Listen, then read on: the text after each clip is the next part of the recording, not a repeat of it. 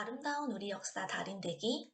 이번 시간에는 병자호란의 과정에서 조선의 운명을 두고 두 갈림길에서 치열한 논쟁을 벌였던 두 인물, 김상헌과 최명길에 대한 이야기를 해보겠습니다. 김상헌은 조선의 문신으로 1570년 한양 남쪽의 외갓집에서 태어났습니다. 어릴 적 당대 최고의 스승들에게 학문을 배웠던 김상헌은 임진왜란 중에 문과에 급제하여 벼슬길에 올랐습니다. 그는 절개와 지조의 상징이라고 불릴 만큼 대쪽 같은 성품을 지닌 인물이었다고 합니다. 이러한 절개와 신념은 시간이 아무리 흘러도 변하지 않았습니다. 최명길은 1586년에 태어나 일찍이 오성과 한음으로 알려진 이항복 아래에서 학문을 익혔으며 조선시대에서 유일하게 한 해에 생원시, 진사시, 문과에 모두 급제할 만큼 머리가 비상했습니다. 후에 인조를 왕으로 세우는 인조반정의 1등 공신이기도 했지요.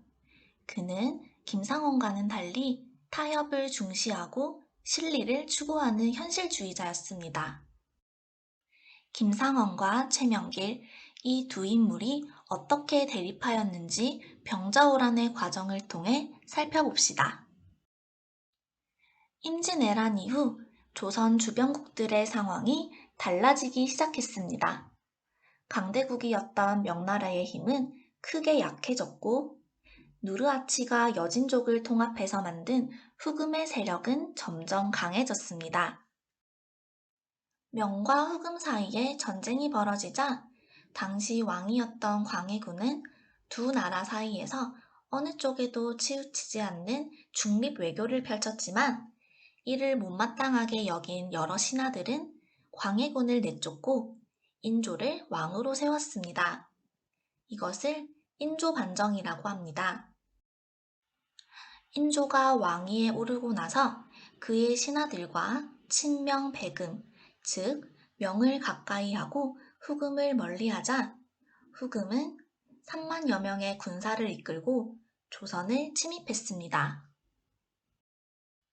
갑작스러운 후금의 공격으로 13일 만에 평안도와 함안도를 점령당하자 인조는 강화도로 피난을 갔고 조선의 관군들과 의병들은 후금에 맞서 격렬한 전투를 벌였습니다. 결국 조선은 후퇴를 거듭하다가 후금과 형제의 관계가 되는 조건으로 전쟁은 마무리되었습니다. 이것이 1627년 정묘년에 일어난 정묘호란입니다. 이후 점차 세력이 커진 후금은 나라 이름을 청으로 바꾸고 형제의 관계를 군신관계로 바꾸자고 요구했습니다. 즉, 청나라를 섬기라는 뜻이었지요. 예로부터 오랑캐라고 업신여겨왔던 여진족들이 세운 청나라가 이런 요구를 하자 조선은 받아들이지 않았고 이에 1635년 청태종이 직접 10만 대군을 이끌고 조선으로 쳐들어왔습니다. 이렇게 정묘호란이 일어난 지 9년 만에 병자호란이 일어나게 되었습니다. 임경업 장군이 백마산성에서 청나라 군대의 진로를 차단하기 위해 만반의 준비를 했지만 청은 산성을 우회하여 한양까지 쳐들어왔습니다. 뒤늦게 이를 알게 된 인조는 급히 강화도로 가려고 했지만 이미 길이 막혀 남한산성으로 피신했습니다. 남한산성은 지형이 험준해서 적의 공격을 방어하는 데 매우 유리한 곳이었지만 급하게 피신하느라 식량이나 무기가 제대로 준비되어 있지 않았습니다. 청나라 군대는 남한산성을 포위했고 성은 완전히 고립되었습니다.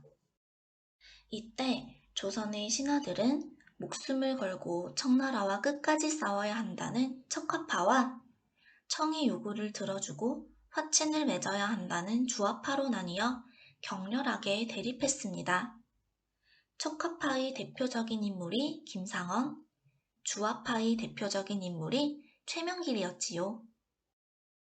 척화파인 김상원은 굳은 신념으로 치욕스럽게 사느니 차라리 떳떳한 죽음이 낫다고 여겼지만 주화파인 최명길은 조선과 백성들을 위해 우선은 항복을 하고 어떻게든 살아야 한다고 생각했습니다. 45일의 긴 항쟁 끝에 인조는 결국 청나라에 항복을 하기로 결정하였고 직접 삼전도에 나아가 청의 황제에게 삼배 구고두례를 하게 되었습니다. 청나라는 삼전도에서 조선이 항복한 것을 기념하는 삼전도비를 세우고 소현세자를 비롯한 신하들을 인질로 데려갔습니다. 이렇게 병자호라는 조선의 역사에 아픈 상처를 남기게 되었습니다. 이후 김상원과 최명길은 어떻게 되었을까요? 시간이 흘러 최명길은 영의정에 올랐지만 조선이 청나라 몰래 명과의 관계를 유지하다가 들키자 그에 대한 책임으로 청나라 감옥에 갇히게 되었습니다. 그곳에서 청에 끝까지 저항하다가 감옥에 갇혀 있던 김상원을 만나게 됩니다.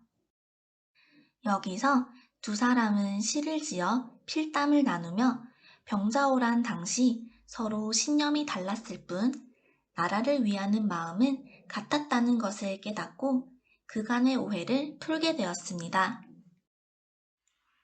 다음 이 시간에는 다양한 개혁 정책으로 조선을 다시 일으킨 두 임금님을 만나보겠습니다. 여러분, 또 만나요.